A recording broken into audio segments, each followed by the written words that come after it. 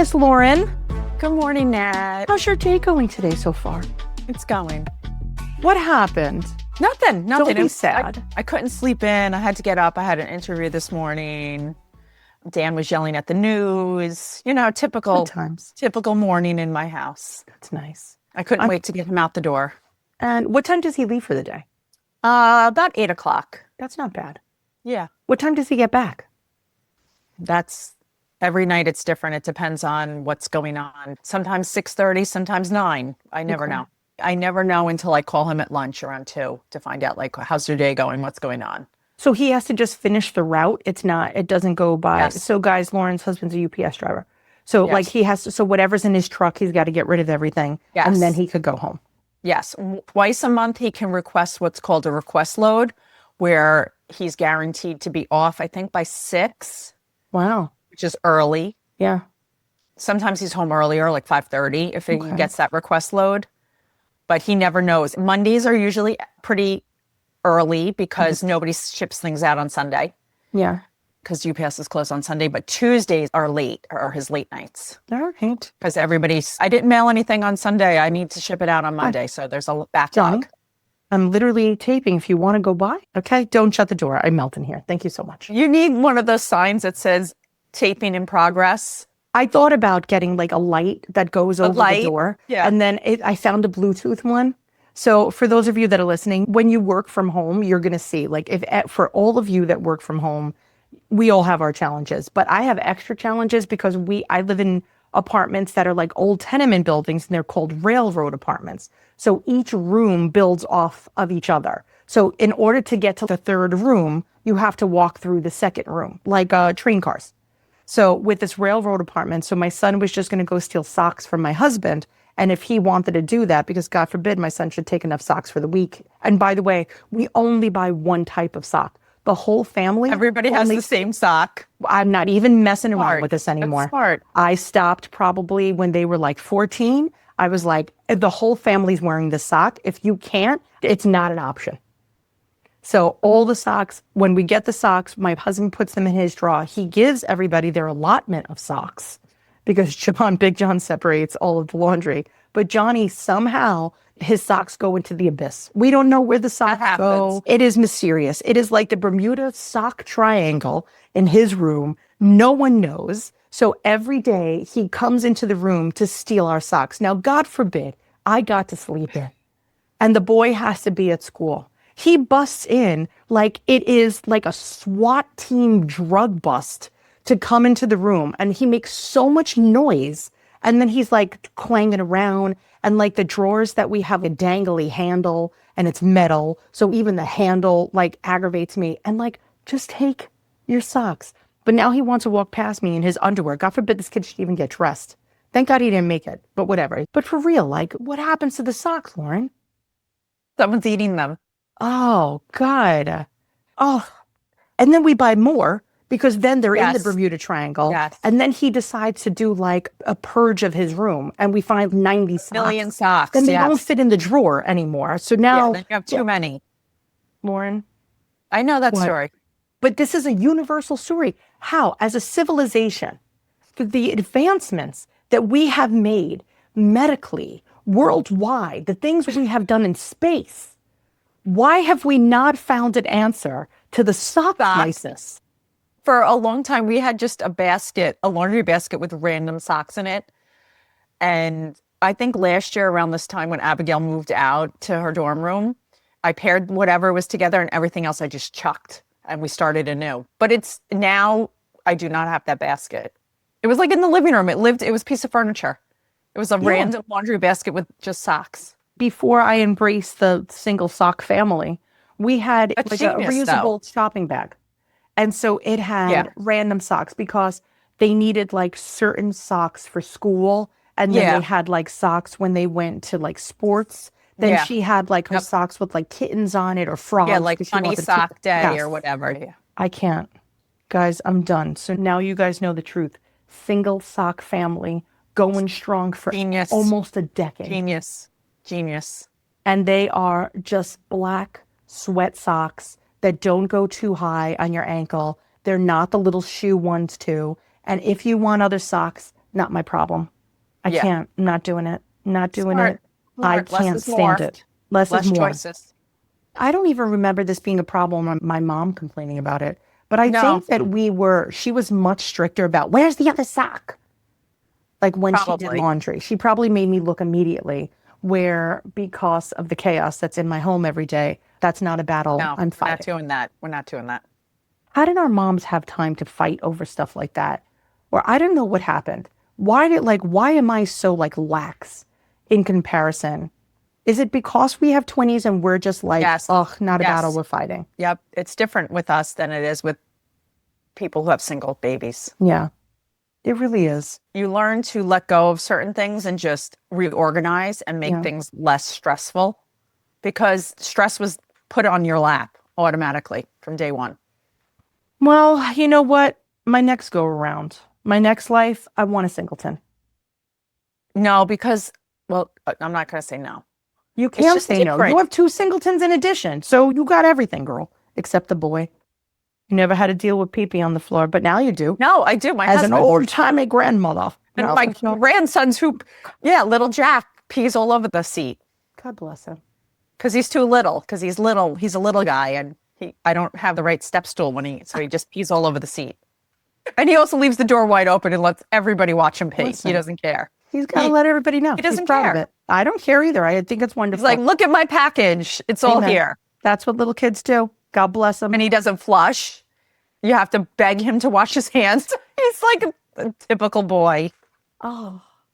But Ben's not like that. Ben's a No. little bit more He's organized. like, I want to be private. I'm going to wash my hands. I'm going to say please and thank you. He really is very sweet. Yes, he is. He's Yeah, so we didn't see the little one much when we were hanging No, out. he chooses violence on a daily basis. He's the Abigail of the girl. We're all scared of him. Yes. Oh God, the life that we have. Why? Why? I honestly, I can't change it. I can't even be mad. It is. No. It's chaos, but It is what I'll it is. take it. You just have to embrace it and deal with what is given to you. Amen. All right. Are you ready to hear about today's podcast, which has nothing to Yes. do with anything we've talked about so far? Yes. Anything that we talk about is relevant in to somebody's everything. world.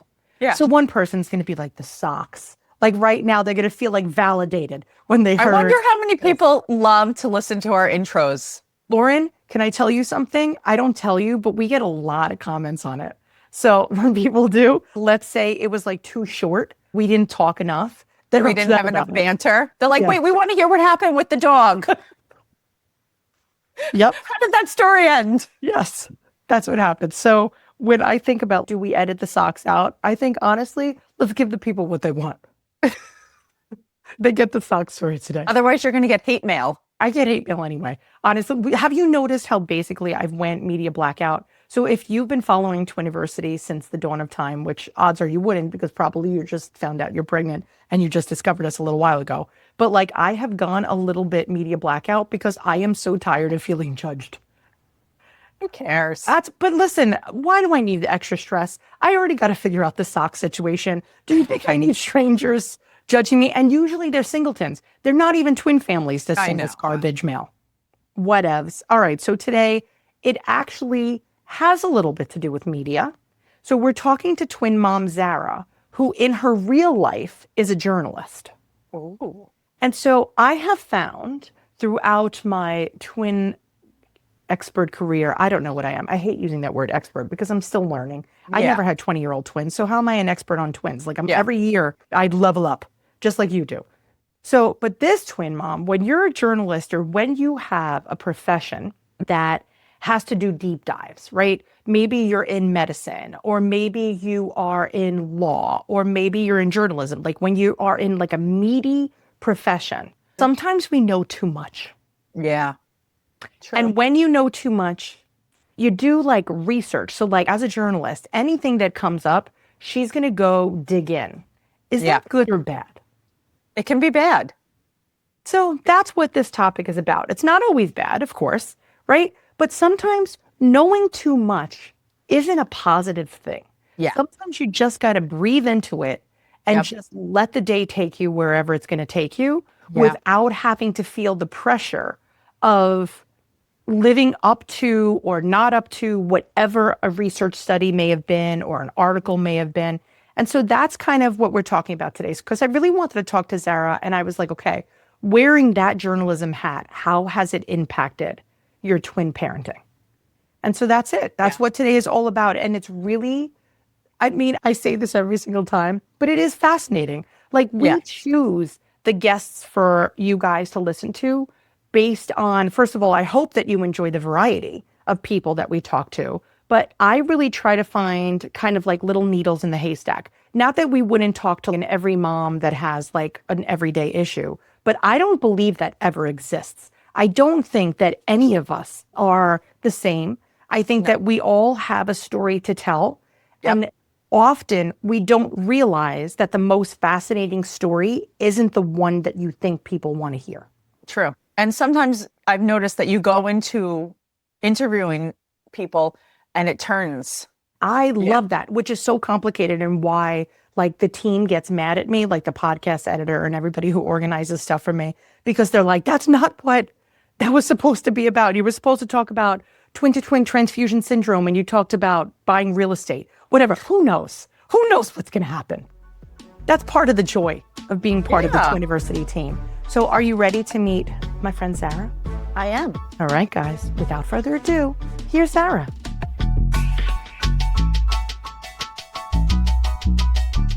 Hi, Zara. Hi, how are you? Oh, I'm so happy that you're here with me today. I'm so happy that we get to discuss nerdy twin topics, which is great. And anytime I get to play with another twin mama on my podcast is always a good day for me. So thank you so much for playing with me.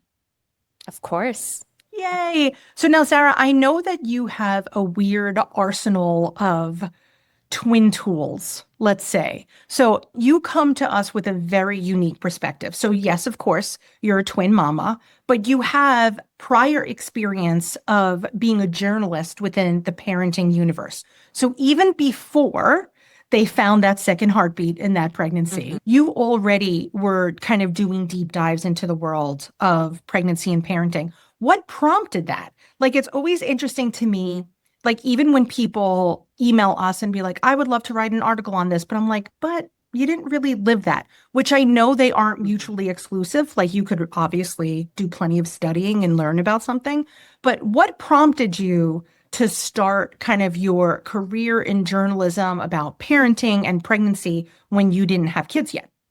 Yeah. So I studied women's health reporting when I was in grad school. I went to grad school at Northwestern. I did their journalism program, and we could essentially choose one of three tracks. We could report on business, urban affairs, or health and science. And I went health and science, and I got really deep into women's health reporting while I was there. And I've always been very interested in reproductive health. So I started covering a few stories on the reproductive health beat. I was very interested in fertility. And then when I came out of school, it was truly just like, I will take any job, because the journalism industry is so turbulent, and it's so, there's so much talent and so few opportunities. So I was just applying everywhere, and I just got work in this space. And I think people were impressed by the fact that I had that deep women's health reporting background, and that I could sort of speak the language of the health studies, and I understood how to interview experts. So that's kind of how I got in. And yeah, I really ended up loving it. Of course, my relationship to the work has changed dramatically since having kids of my own. But I was also in the space while I was trying to get pregnant, while I was going through my own fertility journey, and then through my pregnancy. And then, I jumped back in after having my kids after a little bit of a break. So did you find that when you were going through your fertility days and trying to conceive, did you find that it was much more difficult to do your job? Were things hitting a little too close to home, or did you ever find yourself resentful about something that you were writing about because it wasn't coming as organically as maybe you were researching that it was coming to other people? Yeah, I think there was a real lack of compartmentalization in my life at that point. I just felt like my work and my life were bleeding into each other so much, which is already, I think, kind of a danger when you are working from home like I was. So I just really kind of felt like there weren't firm boundaries around anything. And it's hard because as a journalist, I thrive on being informed and I need the information and I need to know everything that's going on. But I think that it almost crossed a line into an unhealthy, I would almost say, obsession with just thinking about fertility and pregnancy. I did step away, not step away fully, but I kind of scaled back my work when my own fertility issues kind of reached their fever pitch. I took a little bit of time to work kind of a half-time schedule and focus on that for, I think it was about 2 months that I did that. Yeah. And that, just allowed me to sort of like mentally reset a little bit, which was helpful. But yeah, it was hard. I remember during my own infertility time, anytime that I would read something or even hear about like other people's experiences, it just, I don't know, it got under my skin a little bit. It was really hard, I think, to just function. Forget about trying to be an employee or to be a friend or whatever. I think people really underestimate how much of a toll, both physically and mentally, that whole conception time really takes on us. Do you find weirdly, and this is totally unrelated to our topic, but do you find that it still is kind of there? Do you feel that because you had issues with fertility, you're a little bit more, like, I keep using the word hypersensitive, but that's really the only word that I could think of because you're so much more aware of things. And so now when you're writing, do you feel that it like infects your articles because you have maybe a little bit more cynicism towards like conception and everything? How do you feel that, your experience with that has impacted the way that you just literally write, that the words come out of your fingertips? Yeah, I definitely think that there is a level of cynicism. I will say that as a writer in this space, and I consider myself kind of an advocate in this space as well, I have a lot of soapboxes that I get on, but I truly think that my biggest soapbox is the stop it with the pregnancy speculation thing. Yeah. And we've obviously come a long way in talking about these things, but there is still so much out there. There's still, I'll see celebrities who have people reaching out to them and asking if they're pregnant when they post an Instagram photo, or just real people. Or even now, I mean, people are constantly saying things to me like, oh, you should just have another one. And you just never know what anyone's dealing with, or if they want another one, or if they're trying, or, so I think we have such a long way to go. That was a little bit of a tangent, but no, not at all. do. I think a lot of people are going to be able to relate to that because this is kind of where our topic is going, right? Is that the whole universe makes having twins this very special ordeal that's kind of like the masters of parenting. Meanwhile, I don't think that a lot of people realize what it took a lot of us to get here. And so anytime I'm ever approached and somebody's, oh my gosh, you work with twins, I always want the twins, there's a piece of me that wants to just say, what is wrong with you?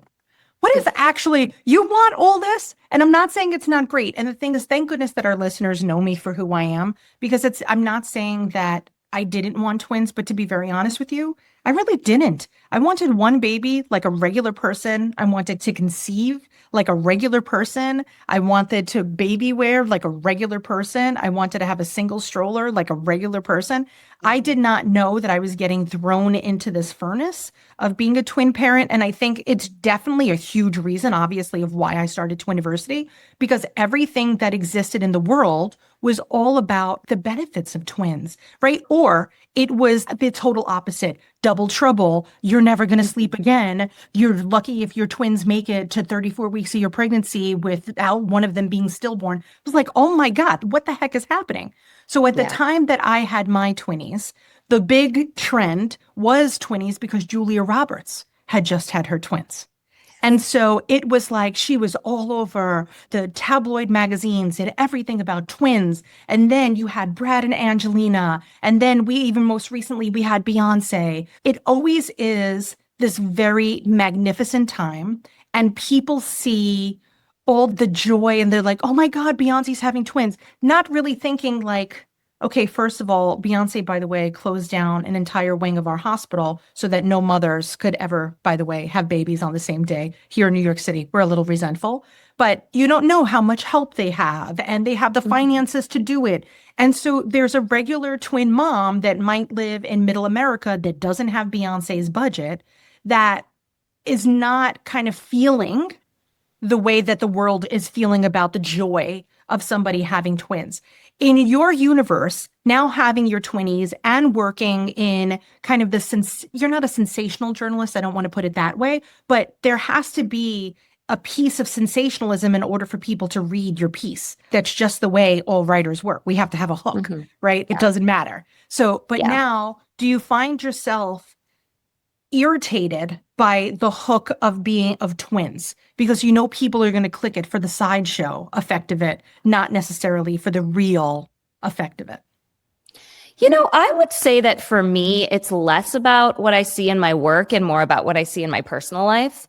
I think that, when people heard that I was having twins during my pregnancy, or now when people hear that I have, especially boy-girl twins like I have, it's always this reaction of, oh, that's the perfect scenario, or, oh, I wish I had twins. It could have been one and done, or, oh my God, you just got two for the price of one.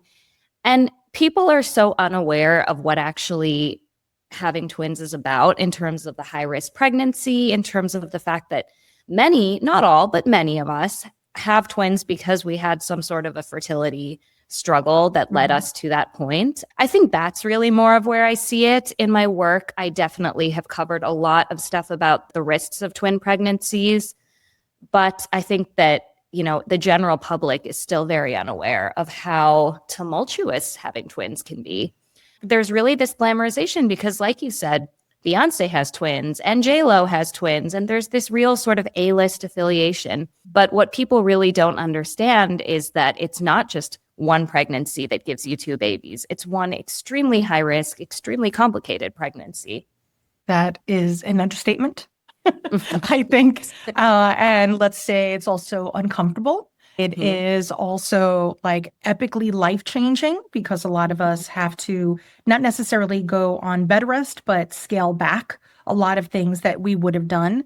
A lot of us have to push dates of things, and we also don't get to do things that regular singletons do, right? So one of my wonderful trainings is that I went to go become a Lamaze instructor, and this would be for Twiniversity. And this was years ago. So I went and I spent $1 bazillion taking this class. It was literally a week of my life for 9 hours a day, just learning about childbirth. And at the end of this, I was so freaking mad because I'm like, we don't get to do any of that. And so they're like, so here, we're going to watch this video of this mama, and she's going to walk down to the stream and she's going to sit on this rock and she's experiencing her contractions. I'm like, where's anybody letting us walk around? I know. When do we get to walk by the stream if we have two in our body? When does that happen? And I remember at the end of this class, I was so genuinely pissed off. And I said to the woman who, I poop you not, was literally the president of Lamaze. Weirdly, I don't know how she was my instructor. We are geographically desirable to each other. So she was the one that taught it. But I was like, Judith, I don't think you're understanding. We're not going to get to do any of that. And I feel like if I started instituting some of what you guys just taught me into my Twiniversity curriculum, I'm just going to piss people off. So yes, there are aspects to natural childbirth that we may see glimmers of, but I think that's one of the biggest things that people underestimate how much of an impact a twin pregnancy takes, right? Because of a lot of us, if we had gone through an infertility experience, we may have built up this dream in our head of what our pregnancies and our deliveries and our post-delivery experiences was going to be like, just to stay on that positive trajectory of being like, okay, even though I can't have kids right now, this is what it's going to be like. And I'm going to do this and I'm going to get planned. And then you hear that second heartbeat and all that comes off the table.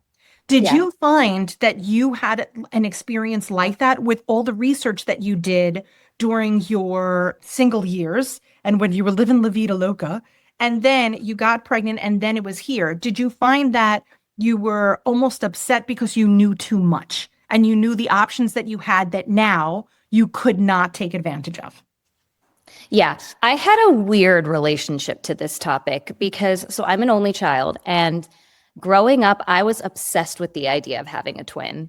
I was a big reader of the Sweet Valley books, which is about a set of identical twins, and I just loved the Olsen twins. I just thought they were the coolest. So I really always sort of romanticized the idea of having a twin myself, and somehow I had a weird gut feeling that I would have twins at some point. So then I think I just sort of envisioned it before I started working in the space. And then I started working in the space. And I think that in my personal life, I had such tunnel vision about having kids and about becoming a mom, especially when it became difficult for me to conceive, that I just sort of tuned out all of the information in my pursuit of just having a baby. And I remember when I saw my reproductive endocrinologist and we were sort of creating a roadmap, he mentioned a risk for multiples with IUI, which is how I ended up having my twins. And he looked at my face and he pointed to me and he said, get that smile off your face. I do not want you having twins. I want you having one healthy baby because that's the thing that's going to keep you healthy and alive. And I was like, okay. And then when I found out that I was having twins, it all came flooding in. All of the fear, all of the knowledge of how risky it was. And this is on top of just the baseline anxiety that comes with getting pregnant after pregnancy loss and fertility struggles, right? So I think that day it just all came flooding in for me. And it was all of a sudden it was like, oh my God, this is actually happening. Did you have any instant thoughts, or what were your initial thoughts of the things that you would miss out on? You know, I just really envisioned myself sort of trying to navigate a double stroller because we lived in a condo with a walk up with this little set of staircases.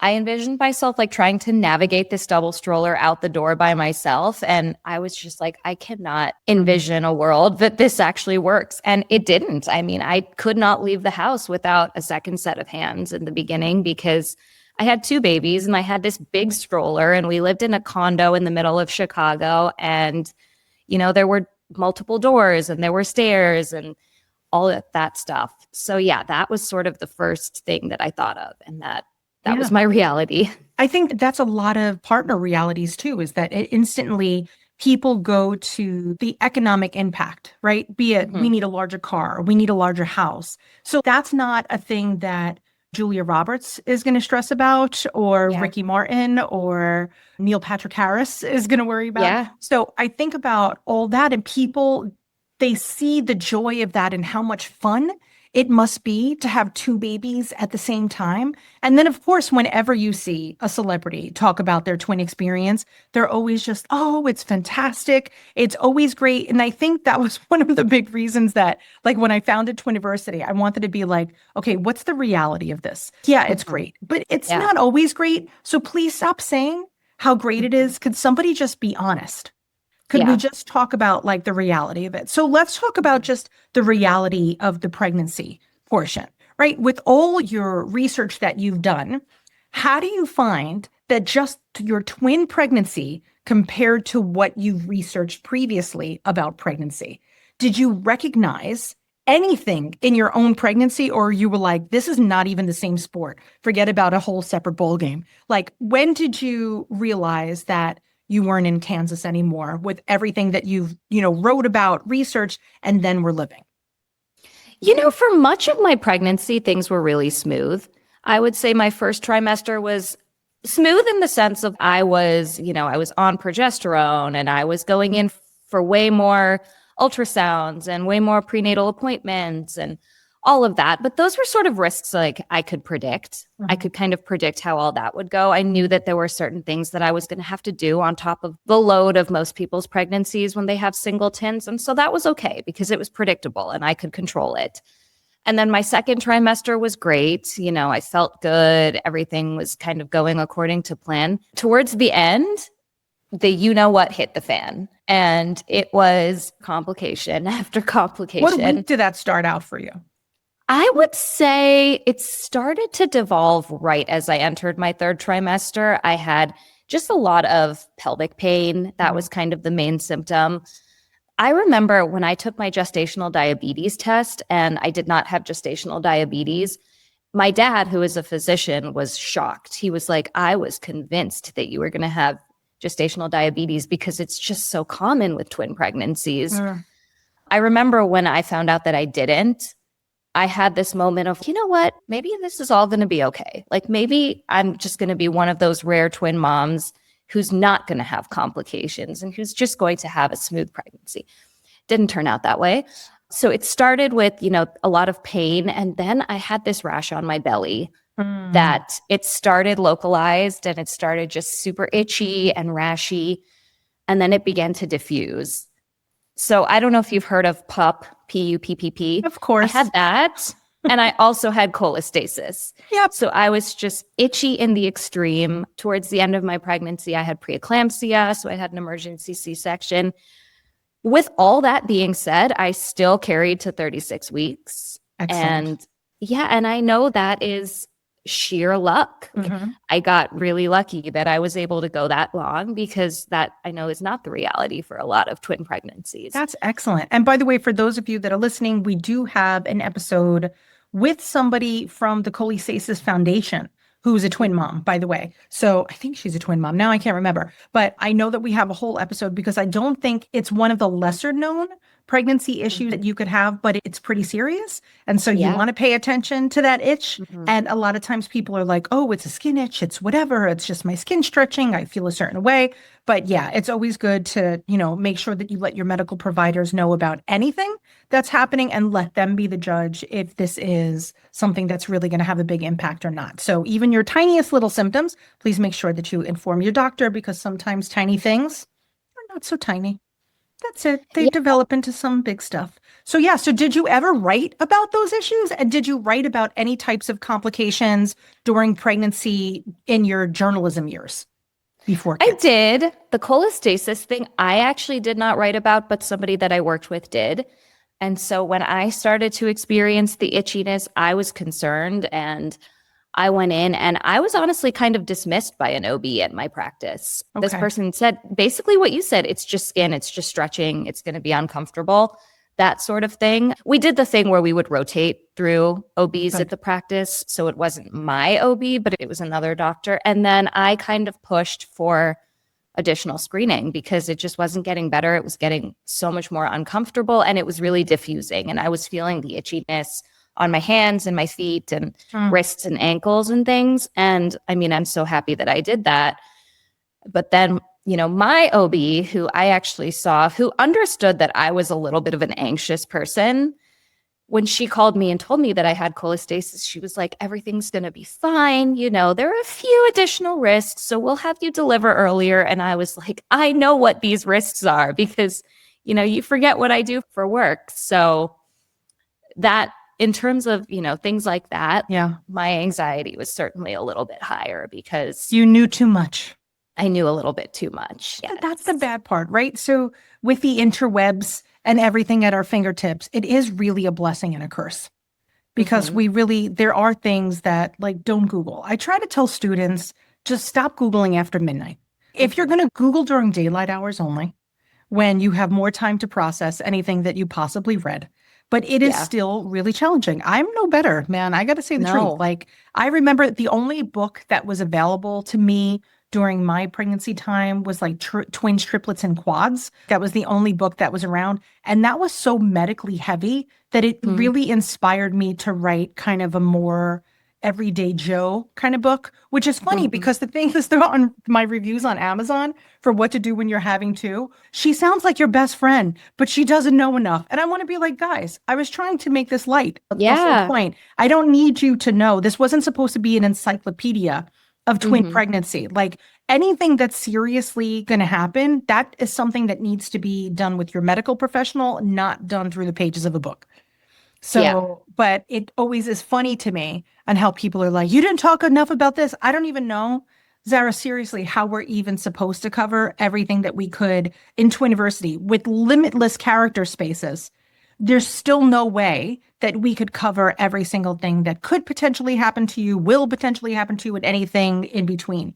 So now, when you found out that you were having twins, right? And your doctor was saying, like, we want you to have one and we want this to be a healthy pregnancy. When we did hear that second heartbeat, and once you got over that initial shock, did you ever find yourself thinking about those celebrities and people who were like the Olsen twins and thinking like, okay, that's going to be me now, and this is a little bit more exciting? Or were you like, this was a total crock of BS, and why was I ever excited about any of this?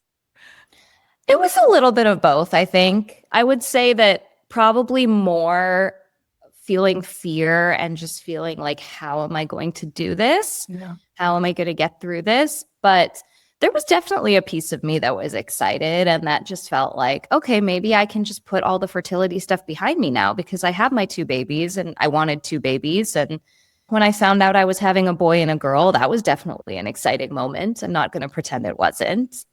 So there was a little bit of both, I would say. It's a roller coaster, right? You got to ride the ride. That's it. You keep your hands and arms inside the vehicle at all times, and you just got to go with it. So if you had to rewrite, okay, this is the big loaded question. If you had to rewrite what twin pregnancy and having twins would look like in the media, right? Let's take out the Beyoncés. Let's take out all that. If we wanted to be like, okay, you want to know the truth? Here's the truth. A, do you think people are ready for the truth? And B, what would that truth look like for you? I think people need to know the truth, whether they're ready or not, because I think there is this, Paris Hilton talked about how her plan was to have twins and to go and, ask her doctor to just put 2 embryos in, and I remember that. All of this stuff. People need to know the truth, because I'm not saying that you should not have twins, right? Like, twins are always going to exist. Twins should exist. There are times when that's your path. That's your reality. But this whole clamoring and asking a doctor to get you pregnant with twins thing, that we need to reevaluate. I would say the one piece of advice that I would give anybody who has just found out that they are having twins is you need to be going to a high-risk specialist for your prenatal care. I didn't even do that myself. Knowing everything that I knew, I went to my regular OB. When I asked the fertility clinic that helped me get pregnant if I should find a high-risk specialist, they were like, no, just see whoever you see normally, which is really surprising, because obviously a fertility clinic knows the reality of twins better than anyone. And I think that's also a really complicated thing, because as a woman, finding a healthcare provider who actually listens to you and who actually makes you feel heard and makes you feel respected is extremely difficult. And I had that in my OB, but I really do think that I needed to see someone who was a little bit more well-versed on these high-risk pregnancies, on multiple pregnancies. So I would say that if you've just found out that you're having twins, even if you love your OB, even if you have an established report, go and find an MFM, because they just have more answers about your care. And I think things would have been handled a little bit differently in my own pregnancy had I done that. I had the knowledge and the tools to advocate for myself, which most people don't have. And so it could have gone very differently for me if I didn't have that. So I would just say that you need to see a doctor who really understands how to care for a twin pregnancy. 100%. I couldn't have said that better. And if ever, anytime during your pregnancy, you ever feel that your practitioner just literally isn't giving you the attention that you require, it is okay to change doctors. I think that's another podcast that we have. I think we have a mama that changed at 36 weeks.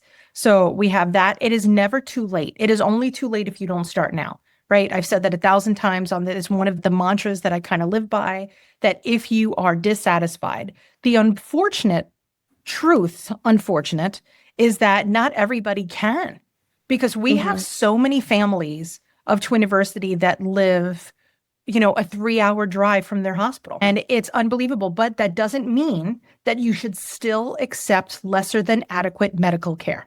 Yes, you may have to travel a little bit further, but at the end of the day, it is for the benefit of you and your babies, and really ultimately your family and every generation to come. So if you feel that you're not being heard, or you're not being understood, or that you're not getting your questions answered, keep seeking somebody that will do that. And that means even if you have to do a virtual consult with an MFM, because you remember, your doctor could send results to anybody anywhere in the world. And most insurance companies allow you to have a doctor look at it, like second opinions are covered. If you ever feel that you need more, know that's always at your fingertips. And it's one of those things, Zara, that it's like, we can only do better if we know better. I don't think a lot of people know that you're allowed to have a second opinion. And it isn't, Yeah. am I pregnant? Question mark. That's not the second opinion. The second opinion would be, is this course of treatment appropriate? Is this amount of ultrasounds good? Is there anything else? Is there any additional genetic testing that may be required? So if there are questions that are left on your plate, don't leave them there. Figure out how we're going to get this done. And also, don't be afraid to tell your healthcare practitioner that you want to see somebody else. You're not breaking up with them. You're just not ready to put a ring on somebody yet. And there's nothing wrong with that. And truthfully, good healthcare practitioners are going to they're going to admire the initiative that you're taking with your own health. And so a lot of times people think, oh, they're going to be mad or they're going to hold it against me. Odds are never going to happen. They're going to be like, good for you. Yes, go get those questions answered. And a good healthcare practitioner wants what's best for you, not what's best for them. So yeah, that's such a good point about the MFM. But really, there's a lot of people that don't. Like we did a Twiniversity study and we found that probably the majority don't see an MFM. But there's also practices that consult with MFMs that we don't even know about. So it depends on like what hospital you're in, if it's a teaching hospital, if it's just like one practitioner that delivers the horses and then on Tuesday and then babies on a Thursday. It really depends on where you are in the universe. Yeah. Know that because of the interwebs, which give us both good and bad information, it also gives us access to other practitioners that are worldwide. And we've had plenty of Twiniversity families that maybe had like TTTS or TAPS or some other really high risk situation that have consulted with doctors in Germany and doctors in South Africa because we can. That's the best part about being us. So yeah, I think that people don't talk enough in the media about how challenging a twin pregnancy is. And interestingly, I really thought that Beyonce was on bed rest because remember she went like MIA. And I'm like, why is nobody saying that this is just what's happening? Like, why can't we tell people like, yeah, it's extra that she's got a whole other baby in there and it is going to be much more difficult. But instead, it was just like media blackout. Nobody talked about anything. They were just talking about like how great it's going to be and what's to come. That was very frustrating to, I think, me and the rest of the Twiniversity mom squad when it was happening. So yeah, now we just watch people that have twins and I think it just rolls over us. I think Hilary Swank just had twins and I'm trying to think of who right now is currently pregnant with twins, but it's always fascinating to me about how even their pregnancies, like on their socials, they're not telling anybody the truth. They're just like, made it here. Okay, but talk about your anxiety to making it there because everybody feels it. It's the freaking elephant in our twin pregnancy room. Like, why aren't we discussing this? So that's what I want the Twiniversity to be the place that we could rip off the Band-Aid and just be like, here's our warts and welts and just love us for who we are instead of who you think we are. Yeah. Now, it's really interesting because when I was working in the space early on, I would say like 2015, that was really the moment of being honest about what fertility and pregnancy are all about. 2015, 2016, I would say we had a real kind of cultural awakening to the fact that fertility issues are normal. We need to remove the stigma. Miscarriages are common. We need to talk about them. And I think we've sort of regressed a little bit because I think we reached a point where we became very sensitive about talking about pregnancy and about talking about conception because we were sort of seeing the impact on people who were still in the trenches and still trying. And I think in some ways that sort of removed the candor from the actual realities of pregnancy because it's this idea of I don't want to complain about pregnancy because I'm pregnant and somebody might be seeing this who is trying to get pregnant and they might feel worse about their situation. And I get that because I've been on both sides of that coin. But, it's very delicate. It is, but it frustrates me because I want people to celebrate too, right? So the thing is show your warts and welts, but then also show when you're standing at the top of that mountain with your trophy. And especially in the media, you have people who show a lot of one or the other. You find that, and that is why, honestly, Zara, since the word influencer existed, it's always aggravated the crap out of me when somebody would call me that because I'm like, that's not what I am. I'm an educator. Let's understand that there's a difference, right? It's not about Nat.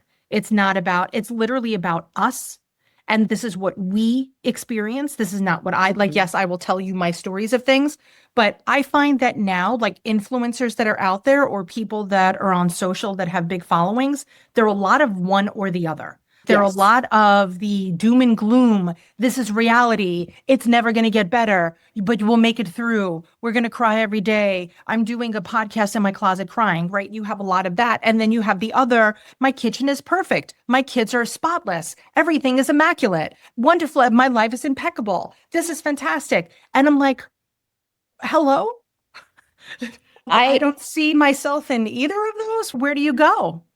I always say that the internet is the place where nuance goes to die. Oh, There is truth. just no nuance anymore, especially, I mean, I think our algorithms really reward extremes. And so I think that, we are all kind of in this state of everything is so extreme. Everything is putting someone into a box. Everything is putting a label on something.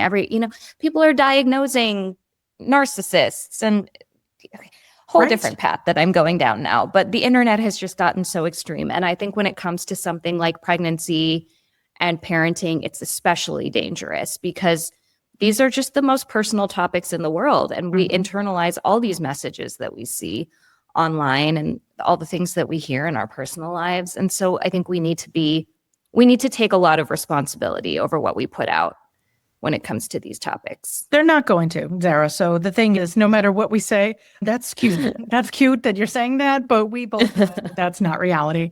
So the only one that we could control is ourselves, right? Yeah. So we choose. You're allowed to say, I don't want to see videos like this anymore, right? You're allowed to say that. And so there's another funny part because I think as women, we also tend to not want to be rude, Yeah. right? And you're like, you don't know that person.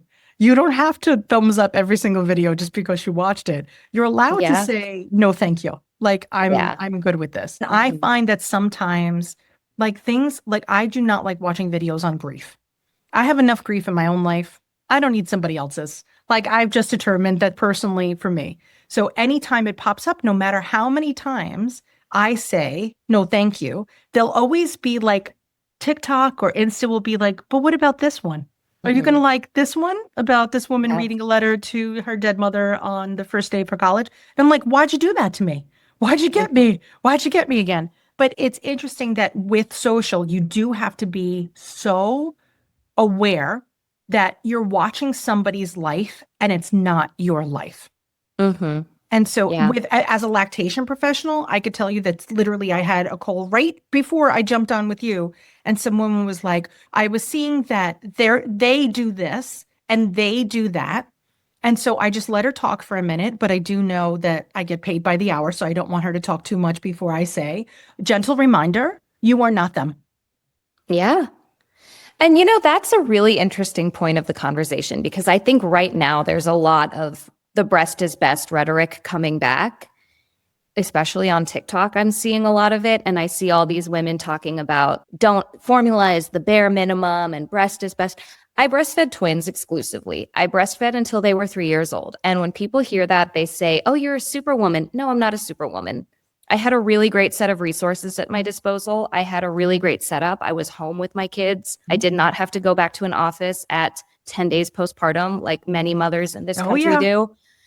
The system is completely rigged against mothers, and this could be a whole other podcast episode, but we are so quick to blame mothers for systemic failures, and that just needs to stop. So yes, I am very proud of myself that I was able to breastfeed my twins, but I am also very acutely aware of the fact that was not just my accomplishment.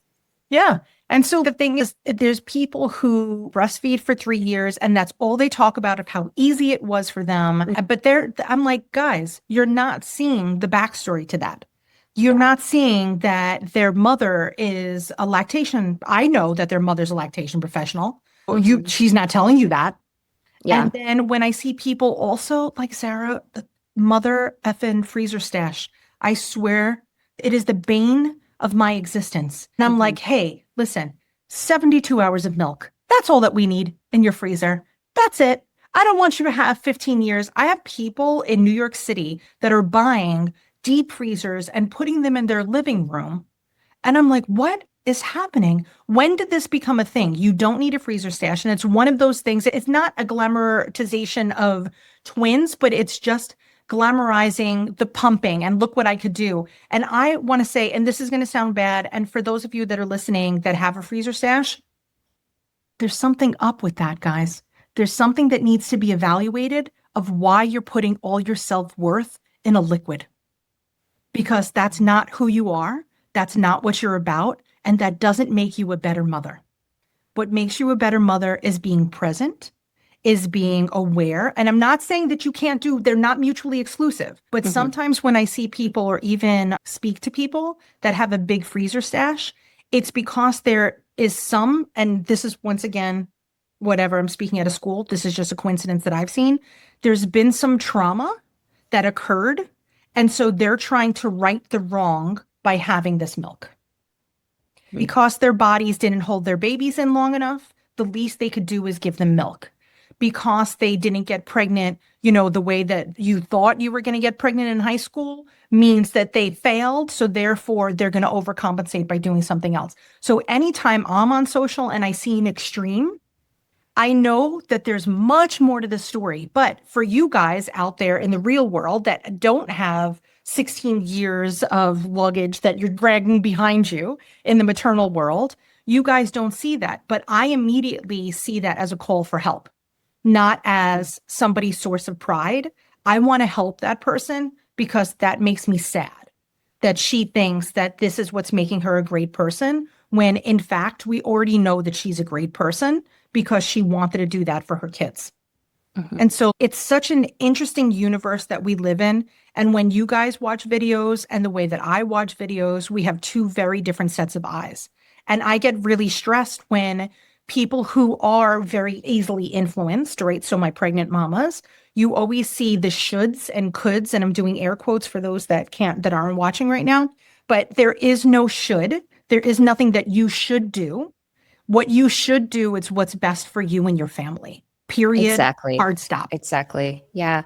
And I think what you're saying is so true. We are going to see it from a different vantage point because of our professional lens.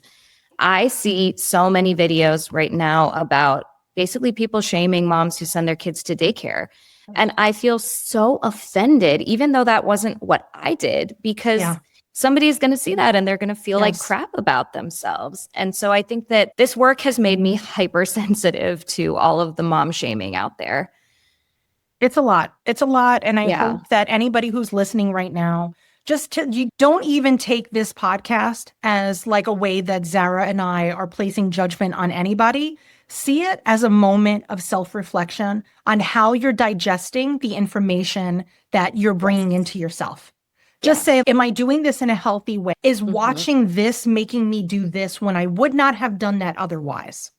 Right? And seek information from actual resources. And this is another thing that gets me insane. I see people that are regular moms giving breastfeeding advice. And once again, breastfeeding is an actual science. And I know that we are kind of this fringe group in the medical world, but we're actual clinicians. Like we know the biology behind things. And when you see one woman that's giving you this advice, that's trying to tell you this, and you're like, boo, you can't tell that to people. That only is that way for you. Not everybody has those nipples. Not everybody had 5 kids and is making 17 gallons of milk that's putting them in mason jars. Like I was watching this one video last night that this woman literally pumps, I think it was 17 ounces per side. And she's not even using milk for her children anymore.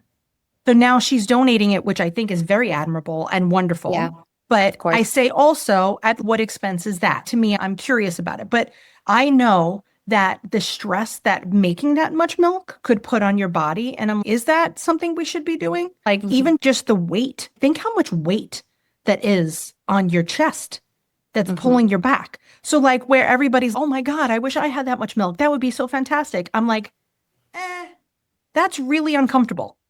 Yeah. When she wants to sleep in, she no longer can. Like her body is going to dictate the way that these things happen. So it's so funny that it may seem to some people not necessarily glamorous, but something that they want to aspire to achieve. And as somebody who lives in this universe, I'm like, absolutely not.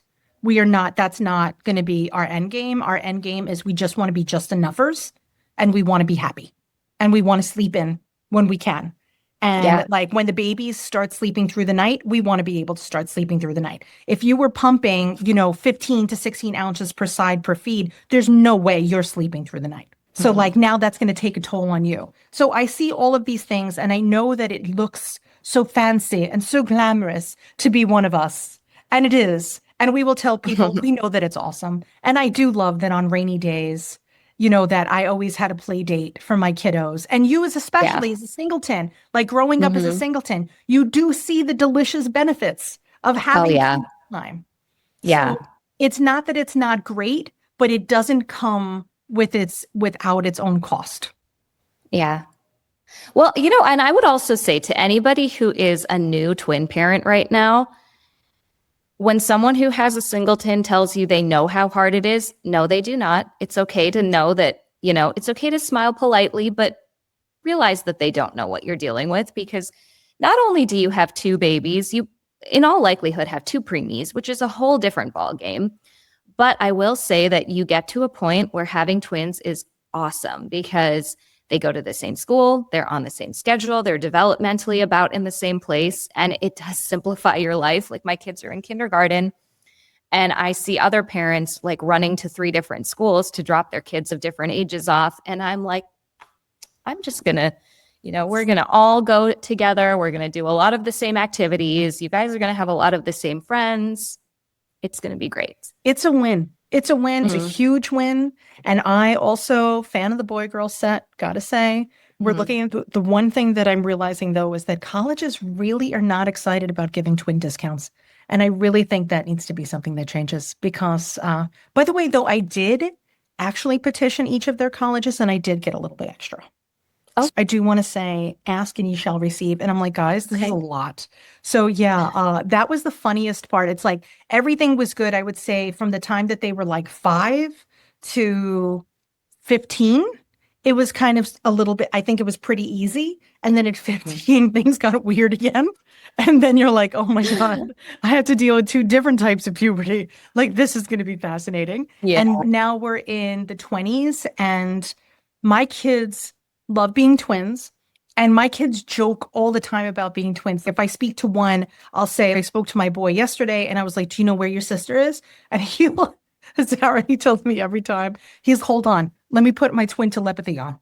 And then this is what he says, when for some reason, I just figured he saw her. Like I wasn't trying to be like, where is she in the world? But then he'll do this. And this happens every single time with both my twins. I fall for it every time. Then they'll say, nope, she must be wearing an aluminum foil hat. I can't tell where she is. Sarah, this is my reality, is that my kids do this shit to me all the freaking time. And I love that they have each other. And I love that even though like right now I'm traveling, my husband and I are traveling, but the kiddos are home because they're not kiddos.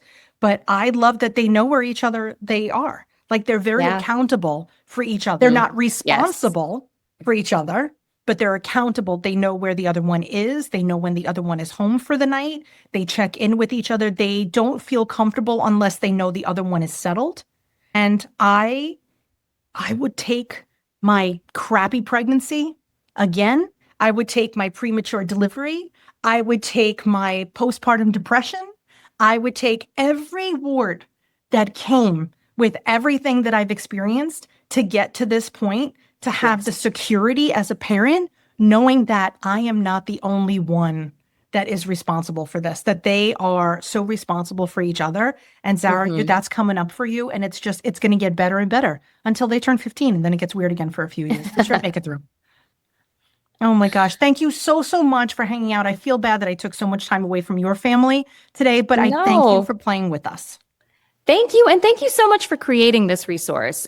Having twins can be so isolating, and it's so nice to have a community and to have a resource where it's not just about the health and the science of pregnancies with twins. It's also about the lifestyle implications of having twins. Sister. So thank you.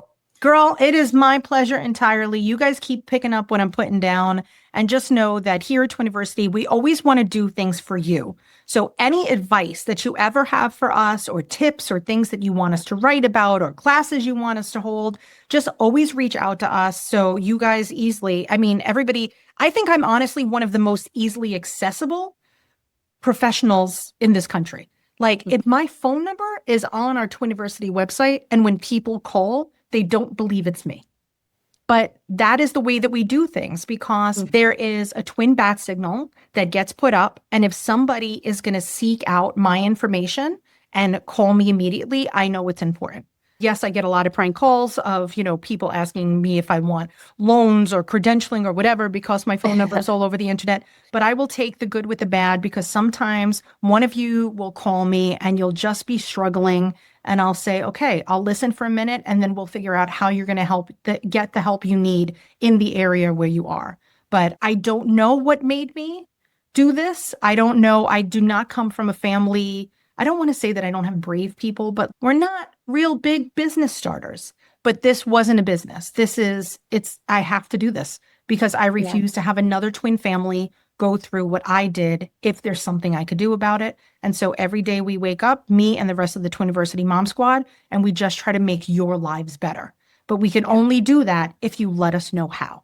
So you could email us at community@twiniversity.com. You could slide into any one of our DMs on every social platform. We're just at Twiniversity every single place.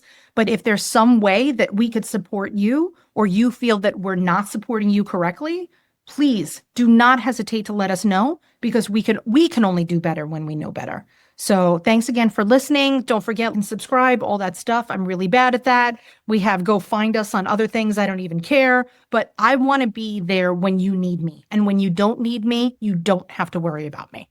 That's what Twiniversity is. You don't have to check in every day. You don't have to see what's happening. But when you need help, know that you will never, ever walk alone on this twin adventure, because we're always going to be there next to you. So Zara, thank you for picking up what we're putting down. Thank you for playing with us today, and go back to your beautiful twinnies. And thanks so much for joining us. Thank you. All right, guys, thanks again for listening. Don't forget, I really mean it. Like and subscribe, all that stuff. Let us know how we can support you. And until next time, guys, see you later, alligators. Thanks for listening or watching, however you find us.